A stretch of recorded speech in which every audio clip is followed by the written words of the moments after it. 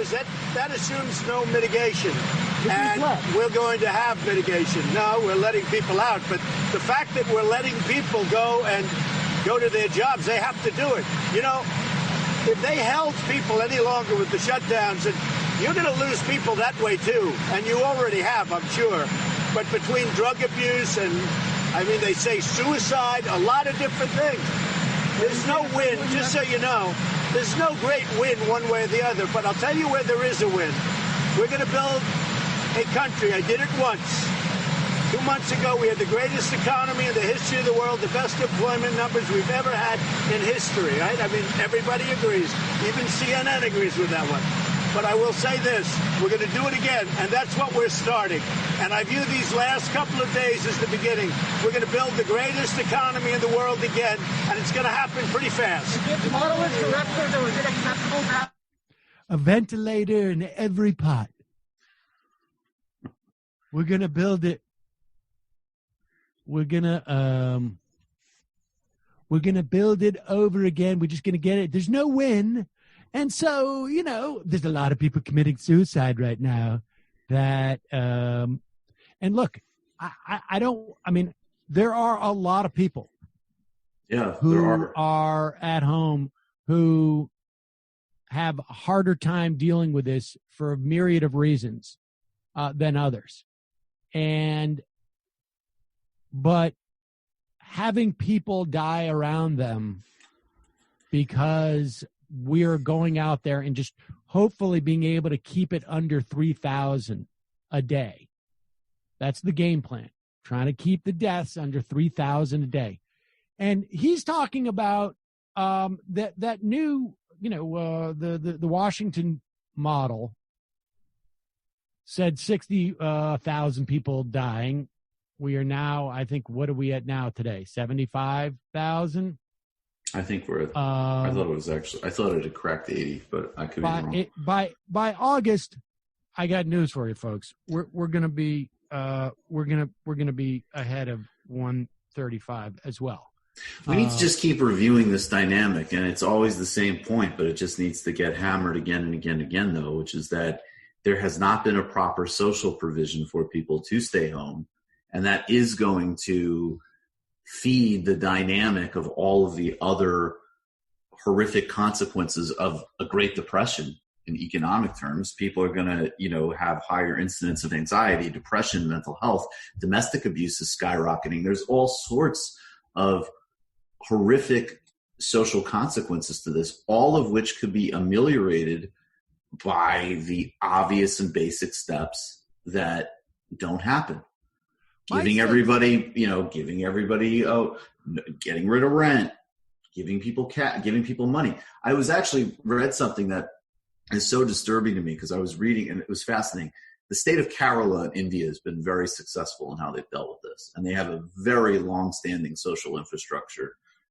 Basically, they have a long democratic communist state government there, basically.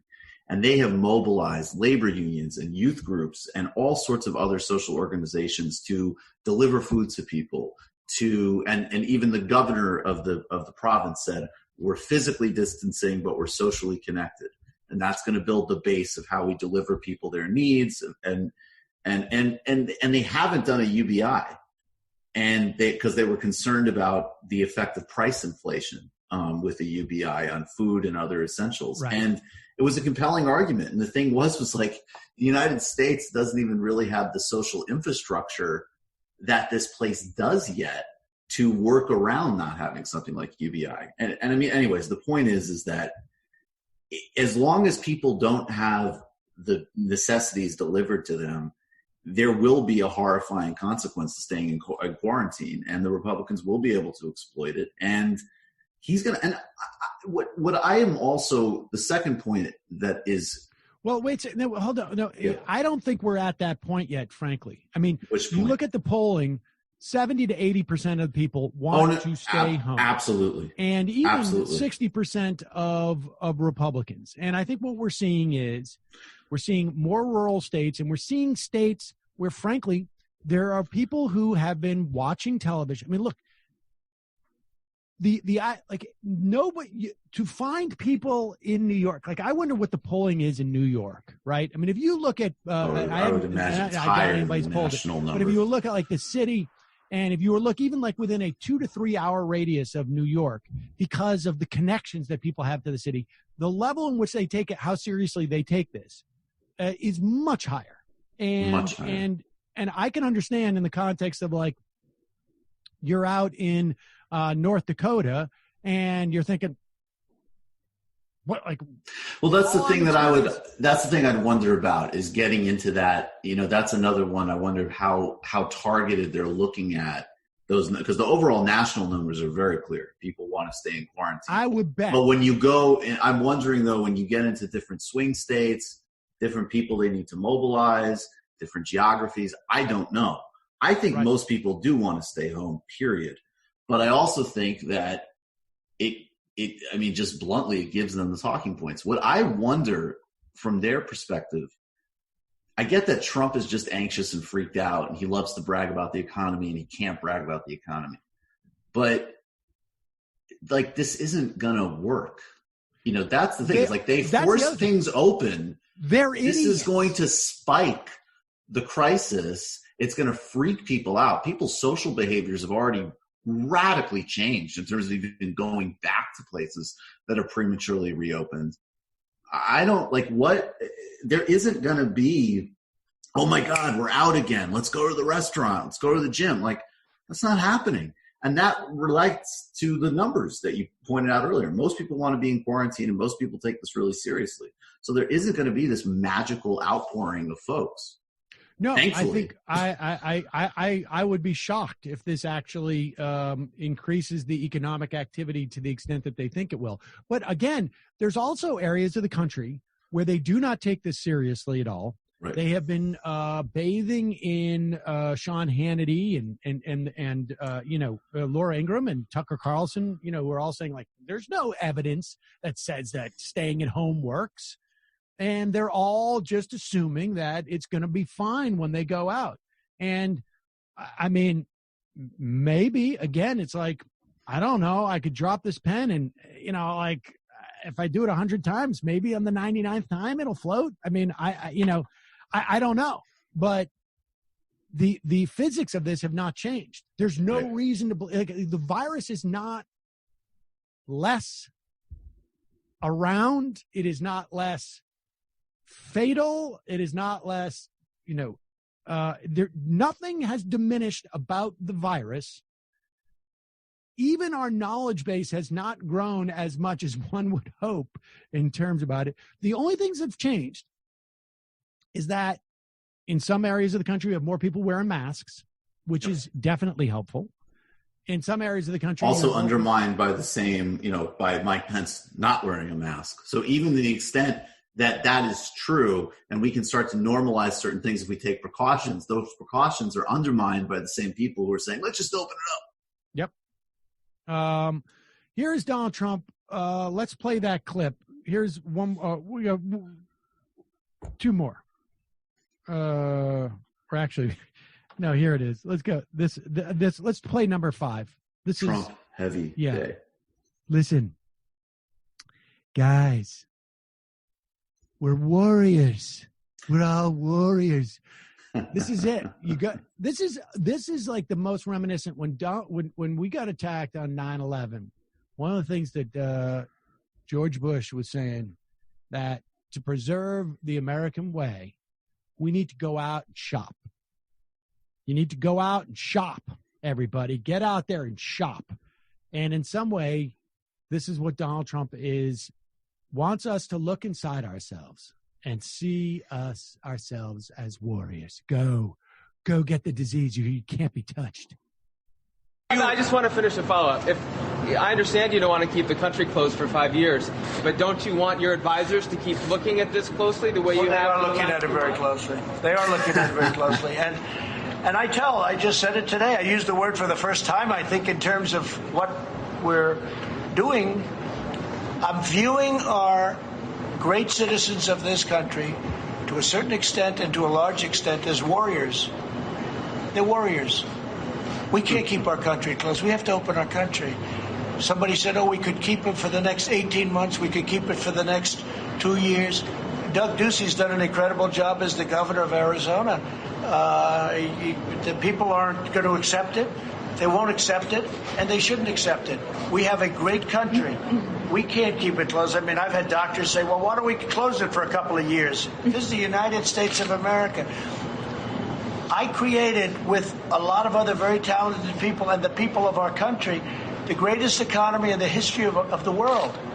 The greatest that we've ever had, the greatest employment numbers, the best numbers we've ever had, the best stock markets. I think we had 144 days of record stock markets.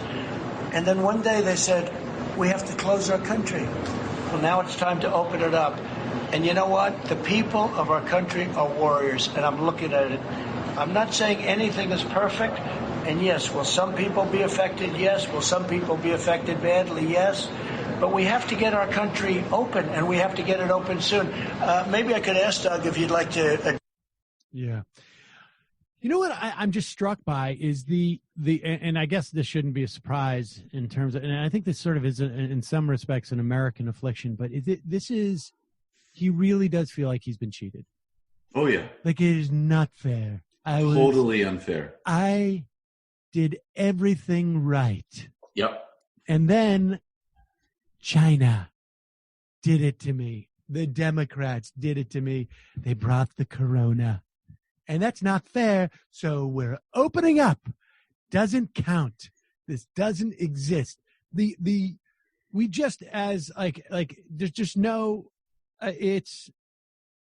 I mean, honestly, it's like it's reminiscent of like a 7-year-old. It's just like, but you told me we could watch a movie, but I'm sorry, the power's out. The TV doesn't work. But you said I could watch a movie. I know, but the power is out and we can't turn the TV on. But you said. Well, yes, I know. I mean, and that's power. You're having power problems up there? It happens. Oh, yeah. But that is. I knew that was plucked from the. Oh yeah, no. Real life. Oh yeah. Oh yeah. So no, I mean, I think that's of course. Same exact attitude. Of course. And I also, look, even in the most resilient of economies that had all the things that I want an economy to have, obviously a pandemic would affect it very negatively. But I have to say, the idea that this economy is so great and so robust and so incredible, and jobs that are already completely underpaid, undervalued, and disrespected, that don't have any protection built into them, could be shed by tens of millions in a matter of weeks. I don't know if that's not the robust economy I'd want to go into the future with, no matter what the stock market was doing. And by the way, the stock market is not necessarily doing bad. It's been all over the place. I mean, this is another horrifying proof that the stock market can do just great. I read an analysis last week in the Financial Times. And you could tell some of these traders were very intrigued. They were like, we can have this level of unemployment and this level of stock performance? That's very interesting. Well, that is a function of $4 trillion. Yeah, of course. Being pumped into. Of course. I mean, that is the, I think in 6 to 12 months, we're going to look back on this time and we're going to see, it's almost as if there has been, an embalming fluid put into the body of our economy at this point. And so it's stiff and the body can stand up and it's rigid. It hasn't collapsed, but that's because it has been the essentially just one element of it has been pumped in. There's two implications of that. One is, again, and we said this, when we were talking about the CARES 1 or CARES 2 in the first place, everybody's on a yellow flag going around the track, and one small segment of the people in our society have been basically said, you've got the green flag, you can go full speed, because they're getting trillions of dollars of free money that they're borrowing now, and they're just essentially buying all the distressed assets they can, and they're all flush with cash. At one point, it's quite possible that maybe it never catches up to them, at one point, the real